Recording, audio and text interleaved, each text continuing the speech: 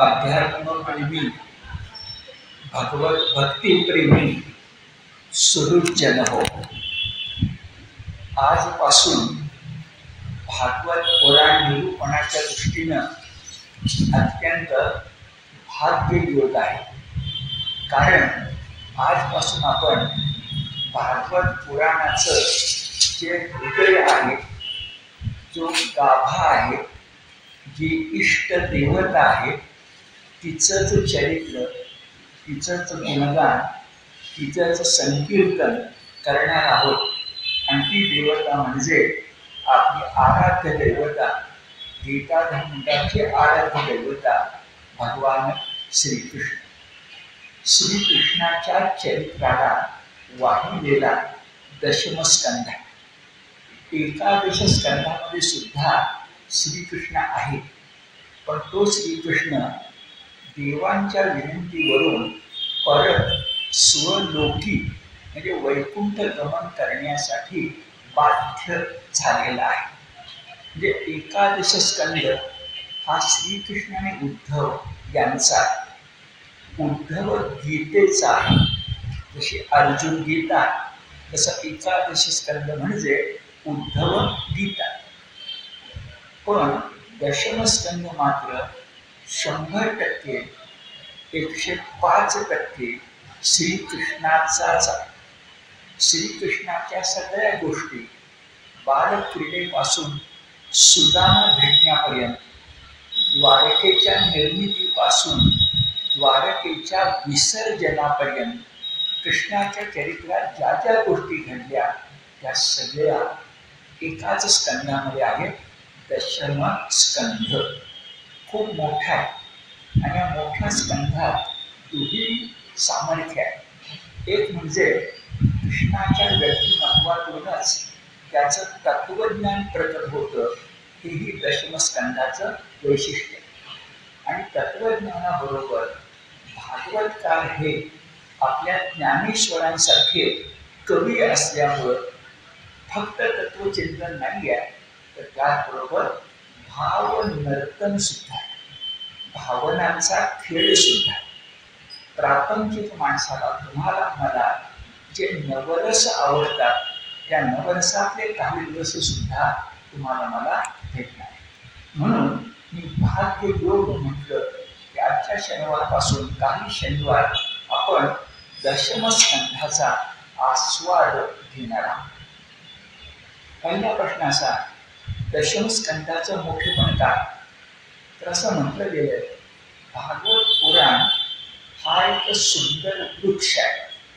भागवत पुराण एकूण हा एक सुंदर वृक्ष आहे आणि त्या वृक्षाला लागलेलं आम्रफळ किंवा अमृतफळ जर कुठला असेल तर तो दशमस्कंध. किंवा भागवत पुराणाचं हृदय कोणतं असा प्रश्न विचारला तर दशमस्कंध. भागवत पुराणाचा गाभा कोणता? दशमस्कंध. आता मी भगवान श्रीकृष्ण ही तुमची माझी इष्ट देवता आहे म्हटलं, पण खरं तर भागवत पुराणाचा जो वक्ता आहे ते म्हणजे शुकाचार्य. निर्माता आहेत या सोनी, पण त्यांचाच मुलगा असणारा, वैराग्याची मूर्ती असणारा जो शुकाचार्य आहे तो भागवताचा वक्ता आहे. आणि श्रोता कोण आहे? श्रोता राजा परीक्षिती आहे. तर राजा परीक्षितीची इष्ट देवता भगवान श्रीकृष्ण असणारच. कारण उत्तरेच्या पोटी अभिमन्यूचा मुलगा म्हणून जेव्हा परीक्षिती जन्मास येत होता, त्याला अश्वत्थाम्याने फेकलेलं ब्रह्मास्त्र त्रास देऊ नये म्हणून ज्याच्या सुदर्शन चक्रानं त्याचं रक्षण केलं, भोवती फिरलं, म्हणून तर परीक्षिती त्याचे प्राण श्रीकृष्णाने वाचवलेले. मग परीक्षितीची इष्ट देवता प्राणरक्षक भगवान श्रीकृष्ण असणार यात काही शंका नाही. पण शुकाचार्यांची इष्ट देवता सुद्धा भगवान श्रीकृष्ण. म्हणजे श्रोत्याला जे हवंय ते वक्ता देणार आहे. आणि श्रोता आणि वक्ता यांच्यात सुसंवाद निर्माण व्हायला दोघंही एकाच देवतेचे उपासक आहेत, इष्ट देवतेचे, आणि त्याचं नाव भगवान श्रीकृष्ण यासारखं आहे. आपला हा मुद्दा लक्षात आला. आणि खरंच असं जाणवतं की सगळं भागवत मुळी रसाळ काव्य संस्कृतमधले जे भागवताची संगीत आहे ते अत्यंत रसाळ, ज्ञानेश्वरी सारखीच आहे. आणि त्यामध्ये काय घडतं, जेव्हा शुकाचार्य कृष्णाबद्दल काही बोलू लागतात तेव्हा त्यांच्या वाणीला बहर येते. जसं निसर्गामध्ये 6 ऋतूपैकी वसंत ऋतूमध्येच निसर्गाला बहर येते, हेमंतामध्ये येत नाही, शिशिरामध्ये येत नाही, तेव्हा पानगळ असते. पण नव्यानं चैत्र पालवी ही चैत्रातच असते. तशा पद्धतीनं शुकाचार्यांच्या वाणीला कधी बहर येतो, वसंतोत्सव कधी असू शकतो, कृष्णाचं नाव निघाले तेव्हा वाणी फुली फुलून येणं. आपण प्राजक्ताचा सडा पाहिला असेल, फुली फुलून येणं म्हणजे झाडाला पानं जास्त आहे का फुलं जास्त आहे याचा प्रश्न पडावा, तो बहर.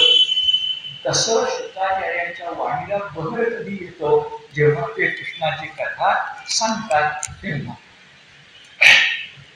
पुन्हा भागवत ग्रंथाचं मोठेपण काय, तर त्याची श्लोकसंख्या खूप आहे, 25,000 जास्त श्लोकसंख्या. पण आपण मानतो की ते सगळे श्लोक 7 दिवसामध्ये सांगितले गेले आहेत. कारण परिस्थितीपाशी त्या शापामुळं 7च दिवसाचं आयुष्य शिल्लक होतं. आणि या 7 दिवसाच्या आयुष्यामध्ये त्याला नुसतं भगवंताशी एकरूप व्हायचं नव्हतं. काय म्हणते बघा, तुका झाला पांडुरंग, म्हणजे तुकाराम महाराज पांडुरंग झाले ते मान्य, पण भगवंताशी एकरूप होणं हा एक टप्पा आहे. त्याच्या पलीकडं भगवंताच्या कृपेनं मोक्ष मुक्ती मिळणं हा पुढचा टप्पा आहे. कारण या जन्मात आपण भगवंताशी एकरूप झालो, चांगली गोष्ट आहे, पण जन्ममृत्यूचा आपला जो कर्म विपाक आहे तो चुकला का, तो सुटला का नाही. या जन्माचं सोनं झालं, या जन्मात भगवंत मिळाला, या देहानं भगवंत पाहिला, पण देहानं भगवंत पाहिला की देह उरलाच नाही. आणि जर देह उरला तर जन्ममृत्यूचं चक्र आलंच.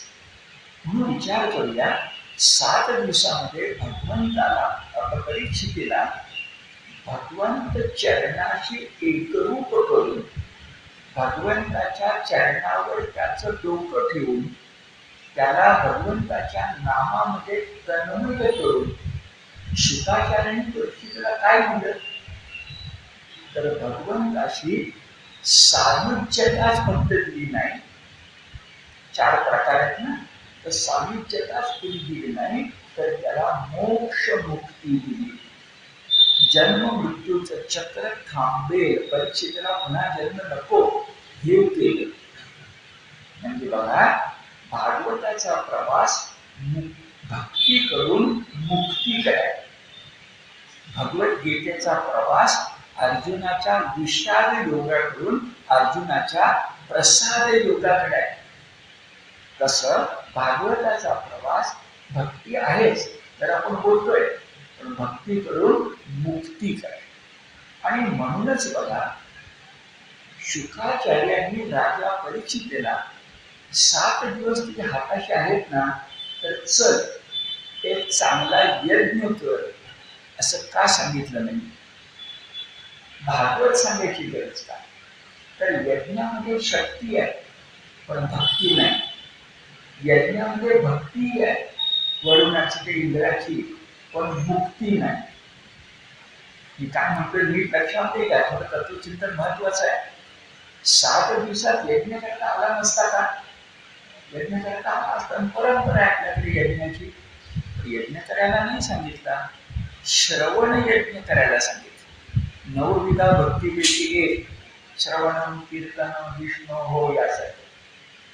म्हणजे यज्ञ सांगितलं आपण गीतेच्या पद्धतीनं नाम यज्ञ सांगितलं. यज्ञानाम जप यज्ञोस्मी हा तेवढा फरक आहे लक्षात. पण शुकाचार्यांना नुसती भक्ती सांगून या जन्माचा प्रश्न सोडवायचा नव्हता, तर कायमचा सगळ्या जन्माचा प्रश्न सोडवायचा. मुख्य मुद्दा असा की जो ऐकायला बसलेला श्रोता आहे तो आसन्न मरण आहे. हा शब्द आपल्याला कळतो. दुर्धर आजार व्यक्ती कशी आहे, आसन्न मरण. पण भागवत आज 3000 वर्ष झाली पुन्हा पुन्हा आपण काय कर आपण थोडं गंभीर बोलणार आहे.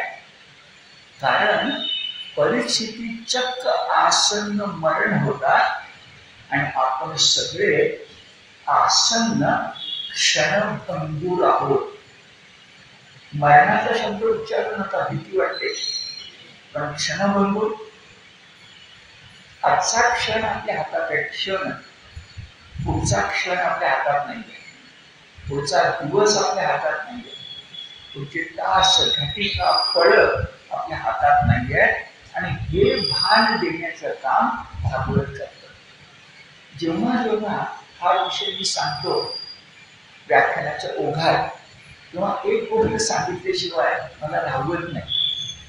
आणि ती गोष्ट आहे संत एकनाथांच्या चरित्रात. गोष्ट ऐकली की काय म्हणतोय ते लक्षात येईल. एकनाथांच्या चरित्रात असा एक प्रसंग आहे. ते पैठणला होते आणि पैठण हे ज्याप्रमाणे आपल्या महाराष्ट्रातलं संस्कृत केंद्र होतं, दक्षिणेकडची काशी होती, तसं पैठण हे व्यापाराचं मोठं केंद्र. पैठणची पैठणी ही भारतात नव्हे तर भारताच्या बाहेर इराणपर्यंत जात. पण श्रीमंती पण होती, मोठमोठे व्यापारी पण होते. आणि व्यापारी म्हटलं की तो जरी दानशूर असला तर त्याला व्यापारात व्यवहार सांभाळावाच लागतो. एक चांगला व्यापारी होता आणि व्यवहार सांभाळून होता, भरपूर पैसा मिळून होता. पण एक क्षण त्याचा असा आला की त्याला वाटलं काय चाललंय आपलं, आपण आता एकनाथांसारखं राहिलं पाहिजे. एकनाथांना कसा देव मिळालाय, आपल्यालाही देव मिळाला पाहिजे. आणि म्हणून तो पैठण मधला मोठा व्यापारी नाथांच्याकडे आला आणि नाथांचे पाय पकडून म्हणाला, मला दुसरं काही नको, सगळं माहिती आहे, मी सोडायला तयार आहे, पण मला तुमच्यासारखा देव मिळाला पाहिजे. नाथ म्हणे फार चांगली गोष्ट आहे, तुला देव पाहिजे का? हो, बरं, जरा मी तुझ्याकडे पाहून त्याच्या डोळ्याकडं त्याच्या कपाळाकडं पाहिजे नाथाने. नाथ म्हणाले तुझी अपेक्षा चांगली आहे देव नेण्याची, पण अरे रे, तुला आयुष्यच उपलब्ध नाहीये. आजपासून 3ऱ्या दिवशी तू मरणारच आहेस. तुझ्याकडे बघून मला ते कळतंय. आता 3 दिवसात कसा तो देव मिळवणार? व्यापारी म्हणा काय सांगता, मला पत्ताच नव्हतं 3 दिवसात मरणार म्हणून, मी तर देव मिळवायला आलो. नाथ म्हणाले जाऊया 3 दिवस ते आहेत ना, तुला जितकं चांगलं वाटता येईल तेवढं वाट. आणि मग गोष्ट छान रंगवलेली आहे. नाथांच्याकडून निघालेला हा व्यापारी पहिल्यांदा व्यापारी म्हणून ज्याच्या ज्याशीचा संबंध आला होता, भांडण कंटाळा झाला होता, त्यांच्याकडे गेला आणि हात जोडून म्हणाला चुकलं माझं, व्यापाराच्या निमित्ताने भांडतो तुमच्याशी, मग पार्टनर असेल आणि कोणी असेल, भांडतो तुमच्याशी, चुकलं. ज्यांच्याकडे उधारी होती त्यांना आता सांगून आला उधारीचे पैसे तुमच्याकडे ठरवले, मला तीच नाही. लोकांना प्रश्न माणूस इतका कसा बदल. घरी गेला बायकोला म्हणाला काय सांगू तुला, आयुष्यभर मी छळले तुला, माझ्यासारख्या नवरा तुला पुन्हा मिळायला नको. बायकोची पण माफी मागितली, मुलांची पण माफी मागितली, माफी नामा असं सण सुरू केली एक अर्थ. आणि 3 दिवस लोकांना पैठणला प्रश्न पडला, काय माणूस हा बदलला एकदम, एकदम देव माणूस. 3 दिवसांनी आला आणि म्हणाला आता मला देव मिळेल का बघा, 3 दिवसामध्ये तुम्ही सांगता तसंच चांगलंच वागलं, कुणाशी वेळ वागलं नाही, कुणाशी कोण दुखावलं नाही. आता 3 दिवस तसं वाटलं आता म्हणणार मी. नाथाने पुन्हा त्याच्याकडे पाहिजे, डोळे बघितले, चेहरा बघितला, म्हणजे अरे बरं झालं 3 दिवस लोकांना चांगलं वागलंच ना, त्या तुझं मरण टळलं, किती दिवस आहे ते काही मला सांगता येणार नाही. किती दिवस आहे माहिती नाही, पण आता मात्र मरण टळले. आता एक तर या 3 दिवसात जसा वाढलास तसंच उरलेले आयुष्य तो खूप झाला आणि निघाला. तर नाथ म्हणाले, एक ऐक पुन्हा, हे तुला मी सांगतोय हे स्वतः मी करतो. तुला जसं 3 दिवसाचं मरण समोर दिसल्यानंतर तू चांगलाच वागलास, तसं संतांना प्रत्येक क्षणाला आपलं मरण दिसत असतं आणि म्हणून ते चांगले वाटत. याच्यातून नाथांच्या ओव्या आणखी 1000 आहेत. नाथांचा माझा थोडा अभ्यास आहे, तर त्याच्यातून मी स्वतः नाथांचे आणखी 1000 ओव्याचं मर्म काढले आणि ते मर्म फक्त 5 वाक्यामध्ये आहे. काय का, कारण पंचसूत्री म्हणतो नाथांच्या वाक्याचे पण तत्वज्ञानाची. काय बरं, जीवनाच्या क्षणभंगुरतेचे स्मरण ठेवून, कोणालाही शब्द देताना उद्याचं द्यायचंच नाही, काय बरोबर आहे. जीवनाच्या क्षणभंगुरतेचे स्मरण ठेवून सतत ईश्वरानुसंधान राखून, आपलं नातं कोणाशी आहे, ईश्वराशी. तुम्हाला IT मध्ये काम करणारी मुलं माहिती असते, ती घरी आली की बॉसचा फोन कधी येतोय ह्याच्याच काळजीमध्ये असते. त्यांचं संधान कोणाशी आहे, बॉसशी. तसं आमचं संधान सगळ्यात मोठ्या बॉसशी, ईश्वराशी. सतत ईश्वरानुसंधान राखून काय करायचं, भूत मात्री भगवंत पाहत. जे जे भेटे भूत ते मानून ते भगवंत. कठीण आहे, अशक्य नाही. भूत मात्री भगवंत पाहत. 3 गोष्टी झाल्या. प्रपंचातील सर्व कर्मे ब्रह्मार्पण बुद्धीने करी. आता मी बोलतोय, तुम्ही आलात, मला आनंद आहे, श्रोते बघून वक्त्याला आनंद होतो.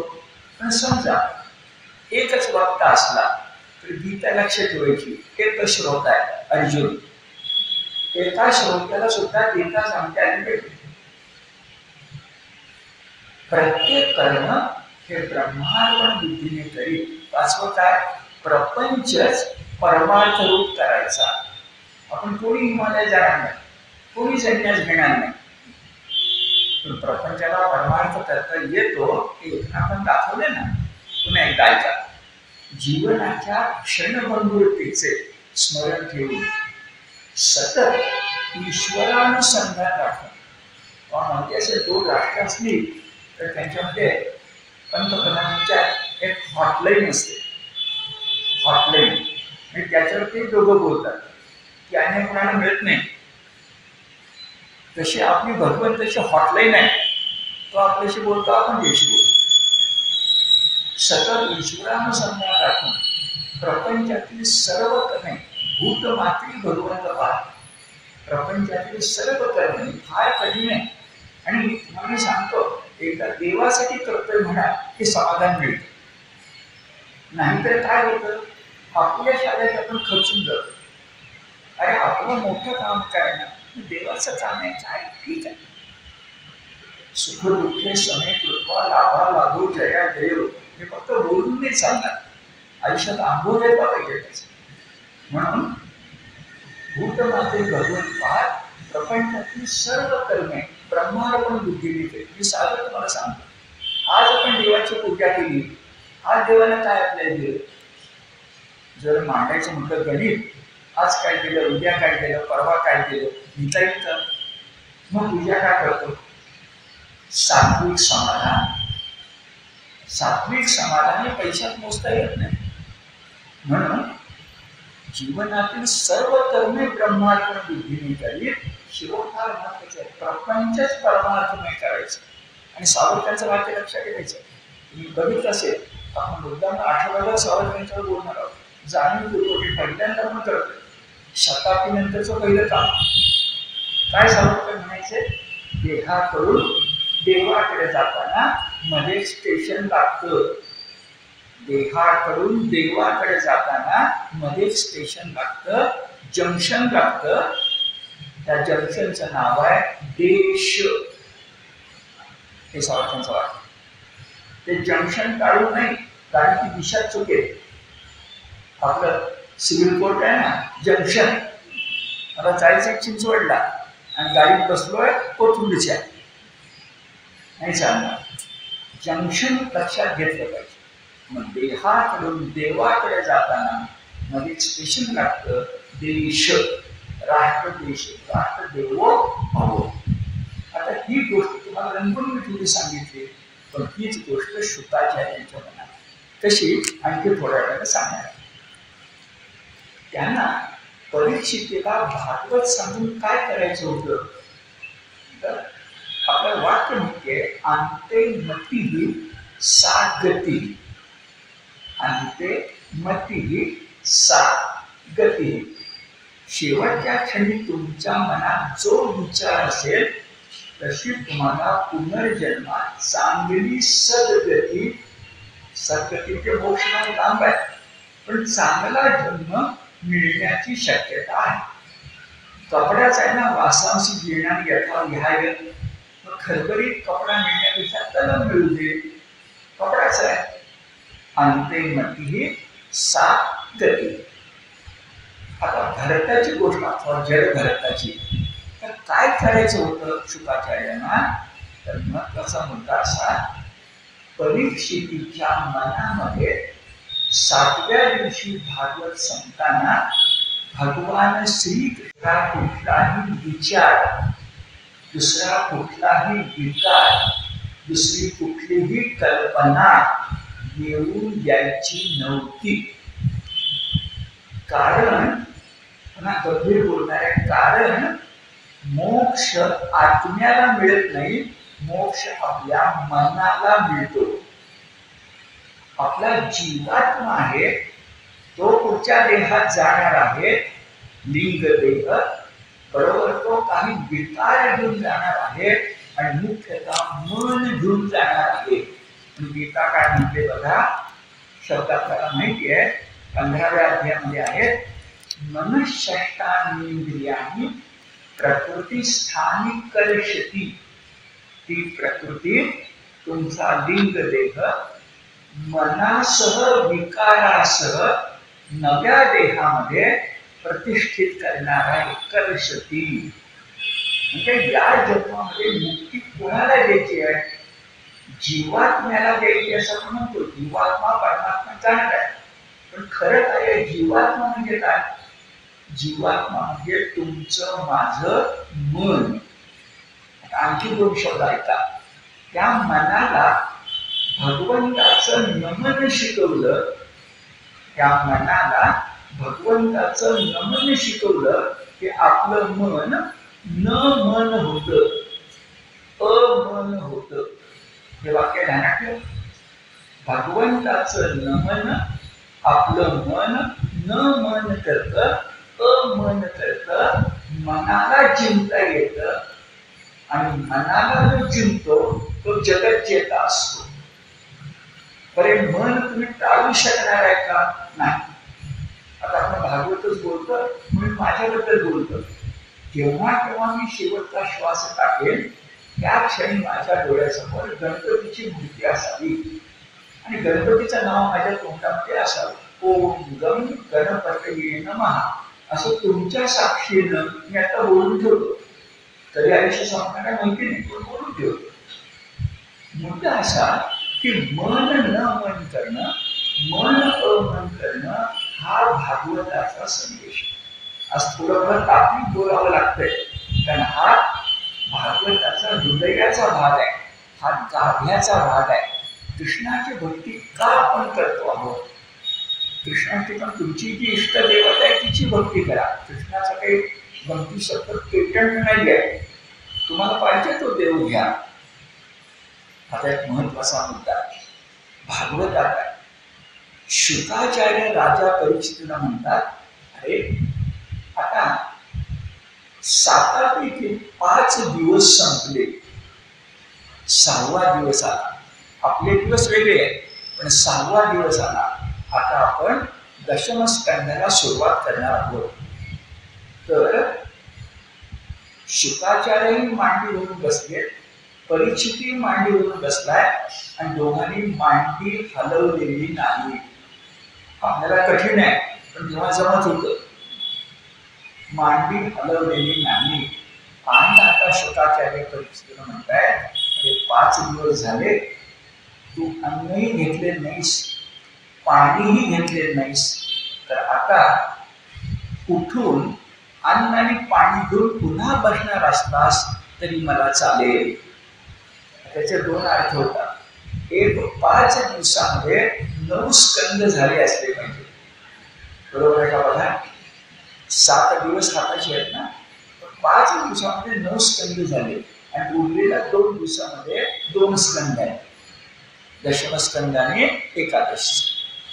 आता 9 स्कंद ऐकून दमला असशील, थकला असशील. आता अगदी मन, बुद्धी, जीवात्मा हा दक्ष करून, सावधान करून दशमस्कंद ऐकायचा आहे. जरा तरतरी असली पाहिजे. म्हणून अन्न आणि पाणी पुन्हा घेऊन बसतोस का? जेव्हा परीक्षेतून उत्तर दिले ते महत्वाचं आहे. 9 दिवस तुम्ही जे मला सांगतात त्यामुळे माझी अन्नावरची वासना उडाली आणि मला तहान लागतच नाही. हे परीक्षित भागवतात लिहिलंय शब्द असे. अरे ही परीक्षा घेणं शुकाचार्यांच्याकडनं. 5 दिवसापासून एकाच आसनावर बसून तू आहेस. राजा, आता पाणी प्यायचं असेल किंवा काय खायचं असेल तर खाणं पिणं तू करू शकतोस. त्यावर परीक्षित म्हणाला, महाराज मी अन्नच काय पण पाण्याचाही त्याग केलेला, माझी तहान भूक हरपलेली. आता थोडा मागचा संदर्भ बघा. तहानेनं व्याकुळ झाला आणि ऋषीनं आदर स्वागत केलं नाही, पाणी दिलं नाही.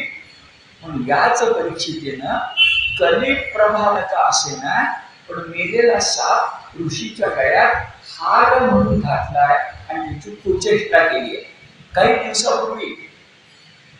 पण 7 दिवसापैकी 5 दिवस 9 स्कंद ऐकल्यानंतर किती परिवर्तन झालं बघा. परिसाच्या स्पर्शानं लोखंडाचं सोनं झालं. कारण तो सहज म्हणायला लागला, माझी तहान भूक हरपलेली आहे, आता मला काही त्रास होत नाही.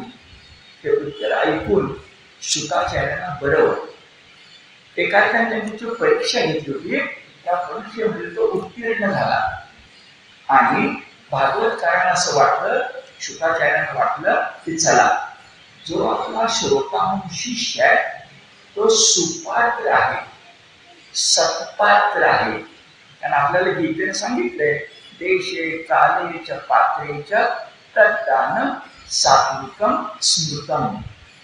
आपला सात्विक दान करायचं. जो ऐकायची इच्छाच नाही त्याला कशा सांगायचं? जो ऐकण्यासाठी बसलाय त्याला सांगायचं. म्हणून शब्द वापरले.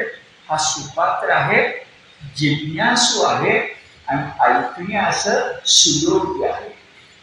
भगवंताची कथा भक्ताला सांगायची ना, आस्तिकाला सांगायची ना. नास्तिक आहे, पाखंड आहे, त्याला कशाला सांगायची? पण सुदैवानं शुकाचार्य भाग्यवान आहे, कारण त्यांच्या समोर परीक्षिती बसलेला आहे.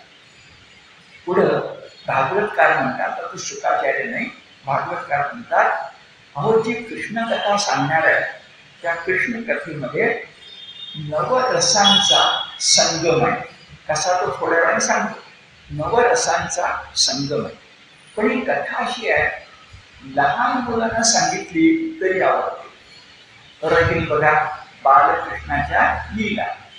आम्ही आता गीता धर्माच्या दृष्टिकोनातून एक वेगळाच उपक्रम सुरू केलाय. तुम्हाला ऐकून माहिती असेल, पुन्हा एकदा सांगतो आणि तुम्ही त्याला मदत करा. जसा गीता संथा वर्ग आपला चाललेला आहे, तसा आपल्याला जून पासून तर आता सुरू झालाय बाल संस्कार वर्ग चालवायचा. आणि पहिल्या वर्षी आपण पुणे महानगर डोळ्यासमोर ठेवले आणि येत्या वर्षात या जुलैपासून पुढच्या जुलैपर्यंत 23 जुलैपर्यंत आपल्याला पुण्यामध्ये सगळ्या सोसायट्यांच्यामध्ये संस्कार वर्ग निर्माण करायचा. गाव तिथे एसटी, तसं सोसायटी तिथं संस्कार वर्ग. आणि आपल्याला 1 शिक्षिका आणि 5 मुलं मिळाली पुढे. त्यांनी काय शिकवायचं त्याची 5 पुस्तकं आपण तयार केली. आणि ते देणार आहोत. त्यातलं एक पुस्तक कृष्णाच्या गोष्टी आहे म्हणून आठवून झाली. कृष्णाच्या गोष्टी मग लहानांना आवडतं. बघ, कृष्णाच्या कथा प्रापंचिकांना आवडतात की नाही? जुन्या काळात तुम्हाला मी सांगतो, सौभद्र नावाचं नाटक होतं. त्याच्या इतकं लोकप्रिय नाटक कुठंच नव्हतं. अण्णासाहेब किर्लोस्करांचं. त्याच्यामध्ये शेवटचा तो प्रसंग आहे की बलराम दादा अर्जुनाला, जो अर्जुन संन्यासाचा त्रिदंडी संन्यास घेतलेला आहे, त्याला आणतात आणि सुभद्रेलाच अर्जुनाच्या सेवेसाठी ठेवतात. बलराम दादा जेव्हा कृष्ण मुद्दामून लवाडपणे म्हणतो बलरामाला, आपल्या दादांना, अहो बघा, तुम्ही सगळं सोडून या अर्जुन नाही, जो कोणी आणलाय तुम्ही संन्यासी, त्याच्या सेवेला सुभद्रेला ठेवलं. आणि पुढे म्हटलं, तुम्हाला माहिती नाही, अहो भल्याचं मन चढतं बरं का. बलरामाला कृष्ण आधी सांगून ठेवतोय, पुढे तेच घडणार आहे. आणि किती घडणार आहे? कृष्णानं सांगितलं, अर्जुनानं सुभद्रेचं हरण नाही करायचं, सुभद्रेनं अर्जुनाचं हरण करायचं. जे रथ चालवायचं काम सुभद्रेनं करायचं आणि अर्जुनानं मागे बसायचं. उद्या बलराम दादा म्हणाला, अर्जुन सुभद्रेवर पळवून घेऊन गेला, तर कृष्ण म्हणाला, नाही हो, सुभद्रेनं अर्जुनाला पळवून नेलं. रथात तर असंच दिसलं. बरे पुढं इथं काय सौभद्र नाटकामध्ये रंगवलंय? तर म्हणते, बघा बघा, विश्वामित्रासकडे बऱ्याच जणांची बुद्धी चढली आहे आणि हा तर तरुण आहे, त्याला आणून ठेवले तुम्ही. आता जेवायला बसलाय, छान आहे नाटकात, प्रापंचिकांना आवडणार. नाटकामध्ये म्हटलंय, हा जेवायला बसला, नुसती सुभद्रा तूप वाढायला आली, तर हा जेवण सोडून सुभद्रेकडेच बघतोय आणि करतोय काय बरं? आपल्या जवळचं जे मीठ आहे ते गोड पदार्थामध्ये घालतो, लिंबू जे आहे ते तुपामध्ये पिळतोय भाताच्या ऐवजी, असं सुरेख वाटून ते कविते येतात. आता हे बघताना प्रापंचिकांना आवडत नाही का? तर कृष्ण कथेतच रुक्मिणी आपल्या सुभद्रा कथा आहे, बहीण आहे त्याची ती. म्हणून कृष्ण कथा एकीकडे लहान मुलांना आवडते, एकीकडे प्रापंचिकांना आवडते, दुसरीकडं सगळ्या संन्यासातल्या संन्याशी म्हणावं असं आद्य शंकराचार्यांना पण आवडते, संन्याशाला पण आवडते, योगांना पण आवडते, शूरवीरांना पण आवडते. आपला कृष्ण कसा आहे बघा, आपल्याला गीता धर्म सांगायचा आहे म्हणून तो 4 हात नाहीये, 2 हात आहे. शंख चक्र गदा पद्म नाहीये, जागृतीसाठी शंख आहे, जागृतीसाठी शंख आहे आणि दुष्टांचा निर्धारण करण्यासाठी सुदर्शन चक्र आहे. हा गीता धर्म मंडळाचा कृष्ण आहे, त्यांना गीता धर्म सांगणारा कृष्ण. तर शूरांनी आवडतो, वीरांनी आवडतो, प्रापंचिकांना आवडतो, योग्यांना आवडतो, संन्याशांना आवडतो आणि लहान मुलांना सुद्धा आवडतो. ते शुकाचार्य परिस्थितीला सांगतात. आता घडलं असं की कृष्णाचं सगळ्यात मोठं वैशिष्ट्य हे नीट ऐका, नवरसांना भक्तिरसामध्ये परावर्तित करणे. कृष्णाचं सगळ्यात मोठं वैशिष्ट्य, नवरसातला एक रस घेतला शृंगार, तर त्या शृंगाराला सुद्धा भक्तिरसामध्ये परावर्तित करणार आहे. हे काम प्रथम पुन्हा एकनाथाचा संदर्भ येणार आहे. सहज तुम्हाला सांगतो, एकनाथांचं मी स्वतः प्रबंध लेखन 1980 मध्ये केलं. PhD झालो तर एकनाथांच्या वाङ्मयावर 1980. आता किती वर्ष झाली? 45 वर्ष झाली. कारण नाथ मला सोडता येत नाही, कारण नाथांचंच पुन्हा सांगणार आहे. मगाशी नाथांचंच सांगितलं, आता आधी बोलतो ते वेगळं आहे. काय घडलंय? हा पूर्ण पुरुष आहे, हा रामासारखा मर्यादा पुरुषोत्तम नाहीये. म्हणजे काय ते पुन्हा पुढच्या शनिवारी सांगतो. हा पूर्ण पुरुषोत्तम. कारण काय झाला, मानवी जीवनातले जे नवरस आहेत ना, ते सगळे नवरस, आता एक शब्द शास्त्रीय आहे, परमेश्वर सापेक्षत्वाने. सापेक्ष म्हणजे अपेक्षा. परमेश्वराचं असलं सापेक्ष की शृंगार सुद्धा भक्ती होतो, हास्य सुद्धा भक्ती होतो. अद्भुत सुद्धा भक्ती, तो वर्गणीला अद्भुत आहे. पण आपल्याला काय जाणवतं? भक्तीच. कालिया मर्दन अद्भुत आहे, आपल्याला काय जाणवतं? भक्तीच. आता हे थोडं नाथांच्या भाषेत समजून घेऊया. त्याच्या आधी 9 रसापैकी 6 रस तुम्हाला दाखवतो, जे बिभत्स वगैरे सोडून देऊया. 6 रस दाखवतो ते कृष्णाच्या जीवनात आहेत. तुम्ही बघा, कृष्णाच्या बालक्रीडा घडल्या तर हास्य रस आहे की नाही? तो पेंड्या म्हणून एक पात्र आहे. पेंड्या लंगडा पेंडा आहे, तोतरा बितरा आहे आणि कृष्णाचा लाडका आहे. आणि शिदोऱ्या वाटल्या की कृष्णा नंदाचा मुलगा, म्हणजे गावच्या पाटलाचा मुलगा, म्हणून त्याच्या दशमीवर भाकरीवर लोणी जास्त असायचं, साहजिक आहे. आणि पेंड्याच्या नसायचं. तर पेंड्या काय म्हणायचा? तुम्ही तर थोड्या पाटलाचे लेकर. म्हणजे आपल्या शब्दाने म्हटलेलं आहे, आपल्या भाषेत पाटील. तुम्ही तर थोड्या पाटलाचे लेकर, आम्हाला कोण काय देतोय?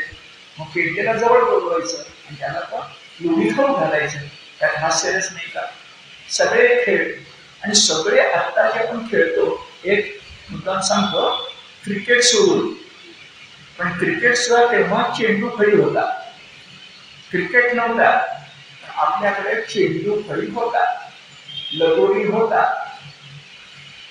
लपंडाव होता, पाच शिवणीचा खेळ होता, स्वतः राज्य देणं होतं, सगळं होतं. हे सगळे खेळ आपल्या सगळ्या संतांनी, मी तुम्हाला सांगतो, वारकरी संतांनी आणखी काही लिहिलं नसेल, पण बालक्रीडेचे अभंग लिहिले नाहीत असा एकही संत तुम्हाला दिसणार, एकही नाही. या हास्यरस आहे.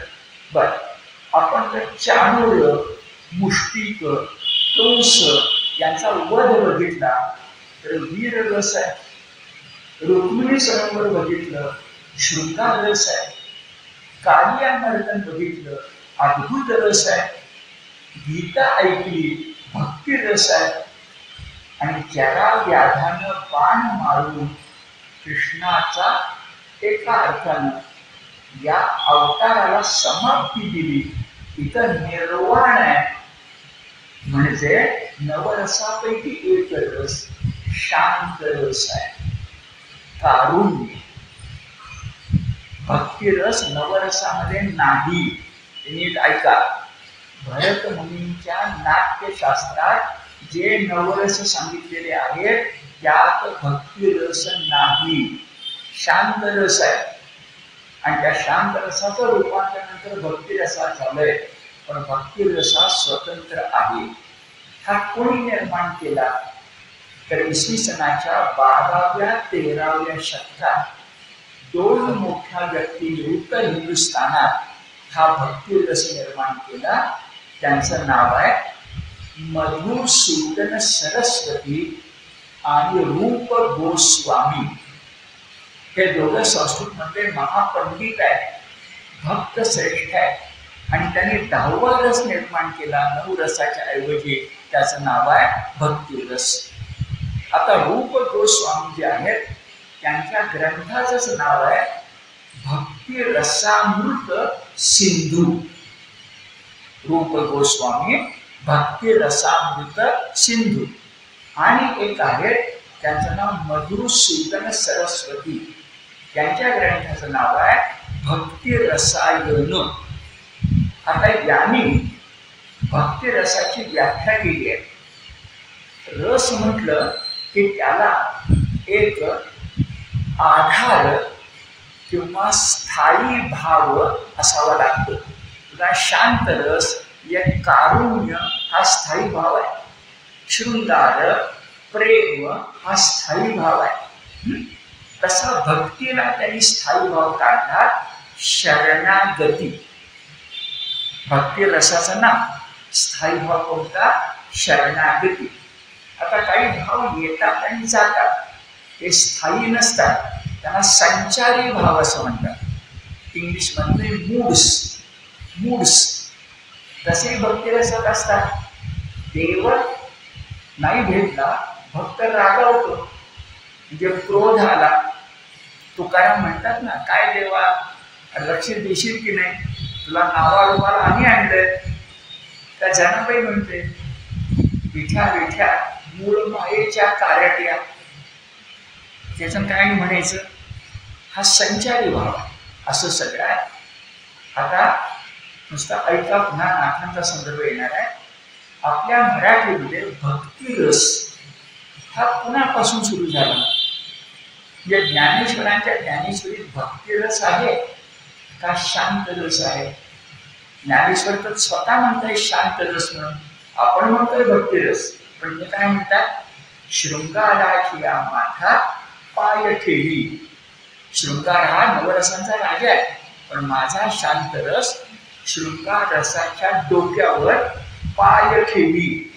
एवढा शांत रस मी ज्ञानेश्वरी निर्माण करणार असं कोण म्हणताय? माऊली म्हणतात. पण याचा अर्थ काय झाला? ज्ञानेश्वरीतला रस कोणता? शांत रस. आणि तो तर नवरसामध्ये होता. म्हणजे मग प्रश्न येतो, भक्तिरस नामदेवांच्या अभंगात आहे, भक्तिरस हरिपाठात आहे, भक्तिरस अगदी एकनाथांच्या पर्यंत आहे. मग या भक्तिरसाला भक्तिरस आहे, पण रस म्हणून मान्यता, जाणीवपूर्वक भक्तिरस, अहो शांत रस नाही हा भक्तिरस, असं कोणी केलं? तर मानलं जात होतं, मी 1980 पर्यंत म्हणतो, कारण मी प्रबंधात वेगळा मुद्दा मांडलाय. 1980 पर्यंत मानलं जात होतं, वामन पंडितांनी केलं. कारण वामन पंडितांची अनेक सुंदर प्रकरणं आहेत. वनी खेळती बाळते पल्लवांचे, तुळे खोडिती मस्तकी पल्लवांचे वगैरे सुंदर काव्य, वन क्रीडा ही वामन पंडितांची अनेक आहे. मी माझ्या प्रबंधात 2 मिनिटं आत्मस्तुती होती आहे.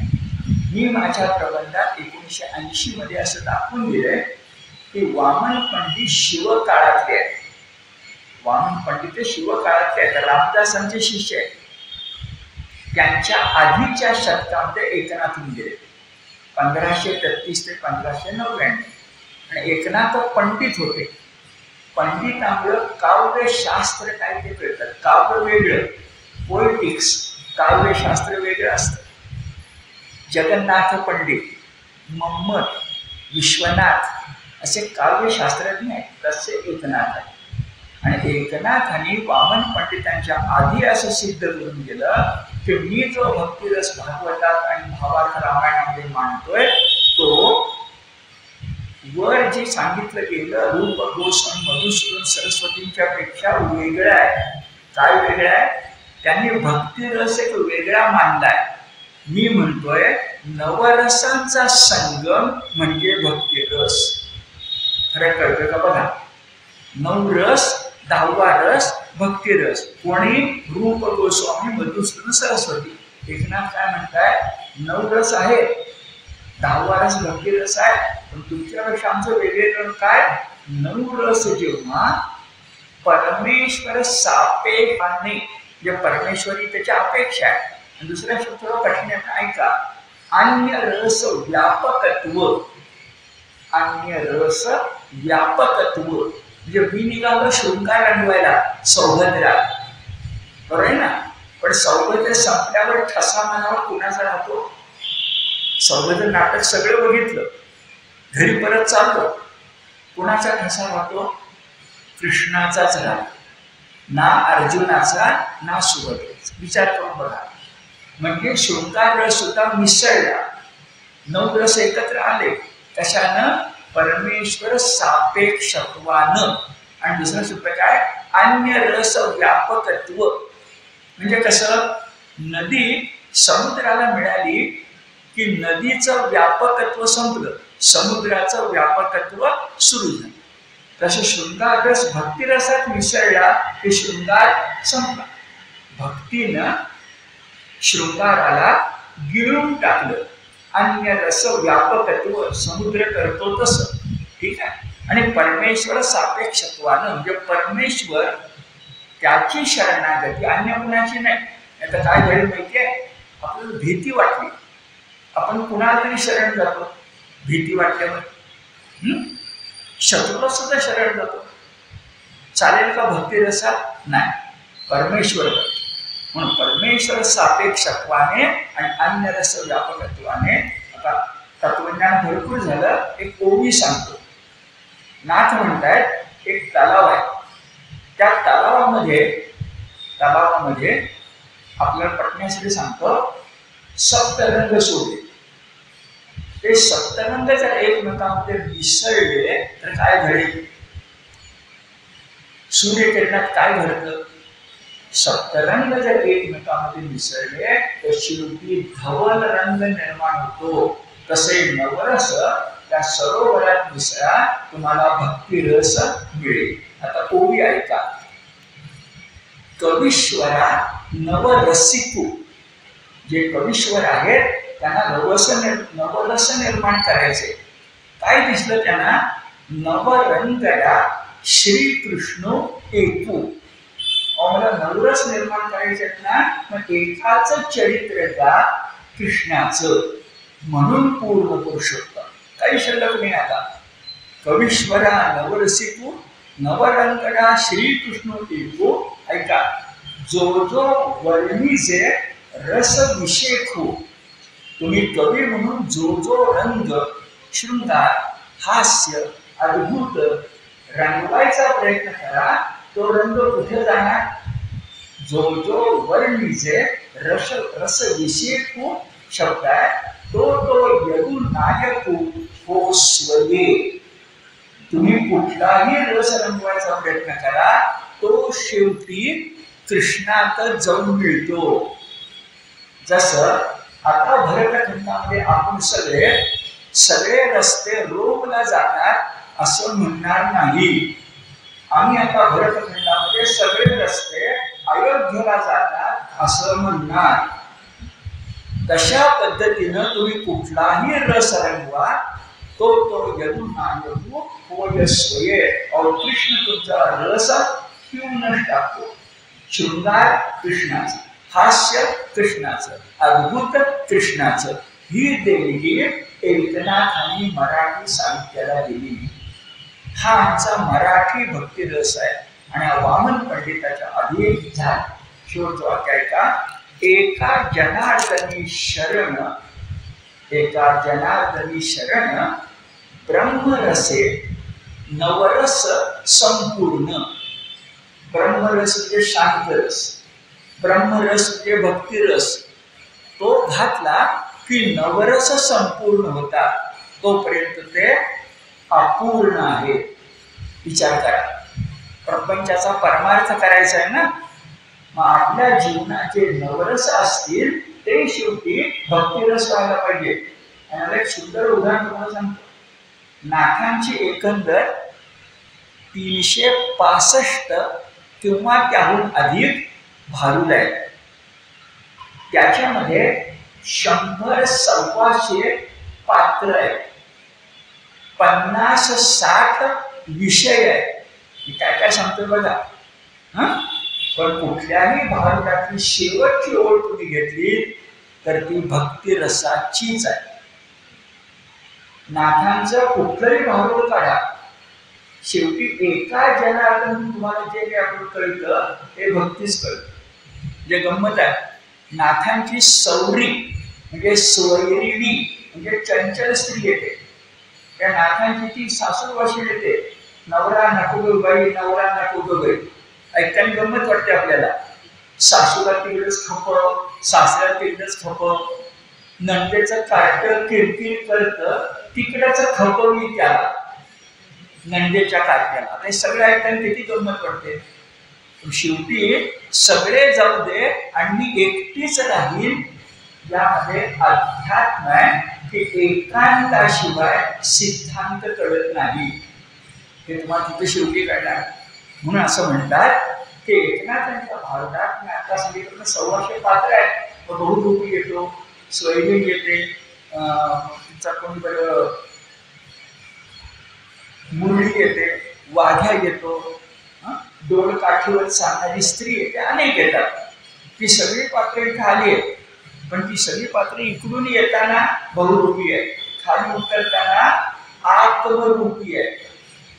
येताना बहुरूप जाताना आत्मरूप हे एका जनार्दनीचं वैशिष्ट्य आहे. म्हणून तुम्हाला सांगितलं मराठीला खरा भक्तिरस तुम्ही दिला असेल आणि त्या भक्तिरसाचं शास्त्र जर तुम्ही दिलं असेल तर एकनाथाने दिलं असं आणखी सारख्या प्रबंधात मांडलंय. आणि माझ्या प्रबंधाची जी काही वैशिष्ट्य आहे त्यात एक वैशिष्ट्य असू शकते. आता मूळ जागी येऊया. भागवतामध्ये आपल्या लक्षामध्ये येतोय की शुकाचार्य असं सांगतायत की अरे काय सांगू, कृष्णाची कथा लहान मुलांना आवडते, प्रापंचिकांना आवडते, युवकांना आवडते, सगळ्यांनाच आवडते. तेव्हा परिस्थिती म्हणतो इतका वेळ तुम्ही मला सूर्यवंशाची आणि चंद्रवंशातल्या राजांची हकीकत सांगितली. पण त्या चंद्रवंशामध्ये आणखीन एक वंश आहे, तो मला ऐकायचा आहे आणि त्या वंशाचं नाव यदुवंश आहे. मी त्या यदुवंशाचा नाही आहे, मी कौरव पांडवांचा एकमेव अंकुर आहे. पण मला वाचवण्याचं काम यादवानं केलेलं आहे. आणि सुभद्रा कृष्णाची बहीण आहे, मातुल घराणं आहे, मामाचं घराणं आहे, आजोळ आहे. आणि तुम्हाला माहिती असेल स्त्रियांना माहेर असतं आणि पुरुषांना, इथं थोडेच आहेत आम्ही, पण पुरुषांना आजोळ असतं. पुरुषांना माहेर नसतं पण पुरुषांना आईचं घर असतं. कारण वडिलांचं घर आपलंच की माहेर आईचं हे पुरुषांना आजोळ असतं. आणि आजोळी मुलीचा मुलगा म्हणून फार कौतुक आपलं होतं. हे लक्षात की मुलाचं कौतुक आजोळी होत नाही. तर कृष्णाला या परिस्थिती म्हणतोय माझ्या मामाचं घर आहे, तो माझा कृष्ण आहे, तर आता मला त्याची गोष्ट सांगा. भागवतकार कवी आहे म्हणजे परिस्थिती शब्द घालतात. आसन्न मरण आहे, 7 दिवसांना मृत्यू आहे, पण तो म्हणतोय अहो मी जेव्हा गर्भामध्ये होतो ना तेव्हा मला एक चक्र फिरताना दिसायचं. ते सुदर्शन चक्रधारी जो श्रीकृष्ण आहे त्याची कथा मला सांगा. त्यावर शुकाचार्य म्हणाले हा चांगला प्रश्न विचारलास. अरे ज्याच्या पायापासून चरण कमलापासून गंगा निघाली ती जर इतकी पवित्र आहे तर त्या कृष्णाची चरित्र गंगा किती पवित्र असेल. पायापासून निघालेली भौतिक गंगा जर आपल्याला कुंभमेळा महाकुंभमध्ये महत्वाची वाटते, चरणगंगा, मग वाग्गंगा, चरित्र गंगा, पराक्रम गंगा, भक्ती गंगा किती पवित्र असेल. ती पवित्रतम आहे आणि तिचीच हकीकत तुला मी सांगतो. घडलं काय बरं, आता थोडं 5 मिनिटांच्या गतीने जाऊया. घडलं काय बरं, नेहमीप्रमाणे पृथ्वीवर पापाचा भार वाढला. कोणामुळं, गर्विष्ठ राजांच्यामुळं. आणि जुन्या काळात यथा राजा तथा प्रजा. मग पृथ्वीला तो भार सहन होईना. त्यानं धेनूचं रूप घेतलं आणि पहिल्यांदा ब्रह्मदेवाकडे गेली. तर तो सगळ्यांचा पिता म्हणाले आता भार मला सहन होत नाही, देवाला अवतार घ्यायला सांगायचं. जिथे सांगून ठेवले आपल्याला यथा यथा धर्मस्य. ब्रह्मदेव म्हणाले मी एकटा काय करणार, विष्णूकडे जाऊया, महाविष्णू. पण एकटे जाऊया नको, शंकराला पण बरोबर घेऊन जाऊ, तेवढं वजन पडतं, एकटा मी नको. म्हणून ब्रह्मदेव, शंकर आणि धेनू सगळे गेले. कृष्ण म्हणजे विष्णू कुठं, शेषशाही क्षीरसागरामध्ये. त्याला प्रसन्न करायला आता भागवतकार काय सांगतात, त्याला प्रसन्न करायला त्यांनी पुरुष सूक्त म्हटलं. आपल्याला सगळ्यांना आपल्या परंपरेत पुरुष सूक्त माहिती आहे. देवामध्ये देवाच्या पूजेमध्ये पुरुष सूक्त म्हटलं जातं. हे तुम्हा मला जास्त कळावं म्हणून भागवतकार मुद्दा म्हणून सांगतायत. इसवी सन पूर्व 1000 काय सांगतात तुम्हाला मला, त्या पृथ्वीला कृष्णाचा जन्म होण्यापूर्वी विष्णूला खुश करायला काय म्हणावं लागलं, पुरुष सूक्त. तुम्ही पुरुष सूक्त म्हणा, तुमच्या घरातील गोविंद गोपाळ अवतरतील. कवी कसं काही चांगल्या गोष्टी तुमच्या माझ्या मनावर ठसवतो बघा. नाही तर कृष्ण स्तोत्र काही थोडी आहेत का. बरं, पुरुष सूक्तामध्ये कृष्ण कुठे आहे, विचार करा, पुरुष सुक्तांमध्ये विराट पुरुष आहे, पण पृथ्वीनं पुरुष सुक्त म्हणणं याला फार मोठा अर्थ आहे. कारण असा एक वीर पुरुष आला पाहिजे की जो पृथ्वीचा भार कमी करेल. तो भक्त वत्सल नकोय, पतित पावन नकोय, तो शूरवीर पाहिजे, यदा यदा धर्मस्य म्हणणारा. मग त्याला पुरुष सुक्तातून विराट, समष्टी, समाज याची आठवण करून द्यायला पाहिजे, म्हणून पुरुष सुक्त. विष्णूनं कृष्णाने ते ऐकलं आणि स्वतः प्रकट झाला नाही, पण त्याला आकाशवाणी केली. आणि त्या आकाशवाणीमध्ये शब्द असे आले सगळ्यांना उद्देशून की तुमचं सगळ्यांचं दुःख त्या आदि पुरुषाला कळलेलं आहे. आकाशवाणी म्हणाली लवकरच आदि पुरुष म्हणजे श्री विष्णू, महाविष्णू हा गोकुळामध्ये अवतार घेणार आहे. एकदा गोकुळात म्हणते का सांगतो नाही, लवकरच तो भगवान यदुकुळामध्ये जन्म घेणार आहे. जे परीक्षेला पाहिजे ते मिळाले. सूर्यवंश, चंद्रवंशातला यदुवंश, मी कुरु पांडव. तर आकाशवाणी काय झाली, लवकरच मी यदुवंशामध्ये जन्म घेणार आहे अशी आकाशवाणी ऐकू आली. आणि आकाशवाणी ऐकू आल्यानंतर कृष्णानं खरंच यदुकुळामध्ये जन्म घेतला. पण कोणत्या यदुकुळात घेतला, जरा मी काही गोष्टी सांगणार आहे, त्या नीट लक्षात घ्या, म्हणजे नाती आपल्याला नेमकी कळतात. काय काय बरं, तर यदुकुळ हा यदू कोण बरं, ययातीचा पहिला मुलगा आठवतो का बघा, यदू. तर यदुकुळामध्ये 3 मोठे राजे झाले. एकाचं नाव शूरसेन, एकाचं नाव उग्रसेन आणि एकाचं नाव भोज राजा. आता भोज राजा बाजूला ठेवा. शूरसेन आणि उग्रसेन एकमेकाचे भाऊ बनले आहेत. आता या उग्रसेनाचा एक भाऊ होता, त्याचं नाव देवकी. उग्रसेनाचा एक भाऊ होता, नाव देवकी. मी का तुम्हाला सांगतो, तर कृष्णानं द्वारका निर्माण केल्यानंतर कंसानं ज्याला हद्दपार केलं होतं ते त्याचे वडील म्हणजे उग्रसेन, त्यांना गादीवर बसवलेला. विचार करा, मथुरेतल्या गोकुळातल्या कृष्णाला कोण सम्राट माहिती होता, कंस नव्हे, कंसाचे वडील उग्रसेन. आता ही नातं निर्माण होते काय ते सांगतो, पण राजा म्हणून बलराम बसला नाहीये, राजा म्हणून कृष्ण बसलेला नाहीये.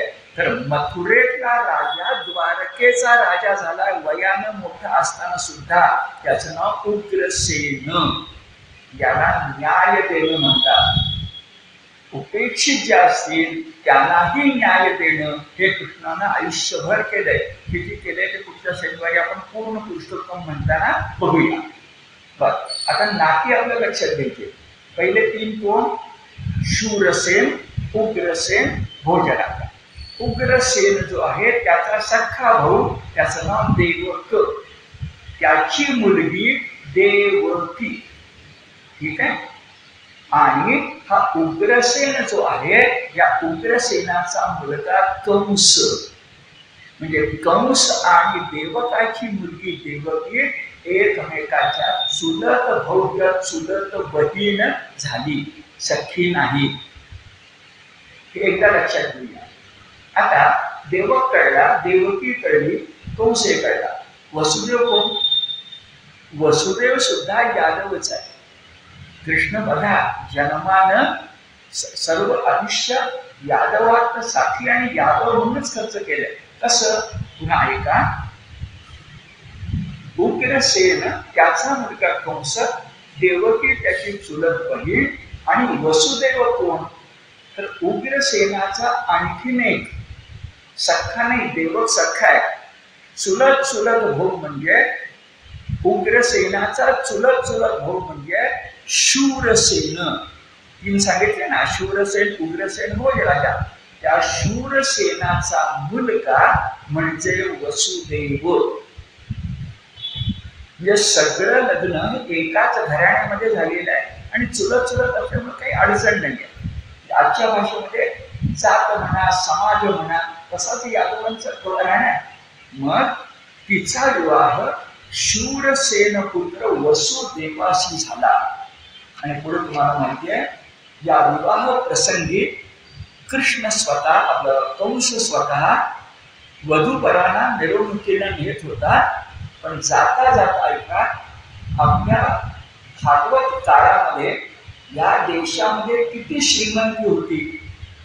कोणी UN संघ घेतो आणि आपल्या श्रीमंतीचं वर्णन करतो, कोणी परकीय घेतो आणि आपल्या श्रीमंतीचं वर्णन करतो.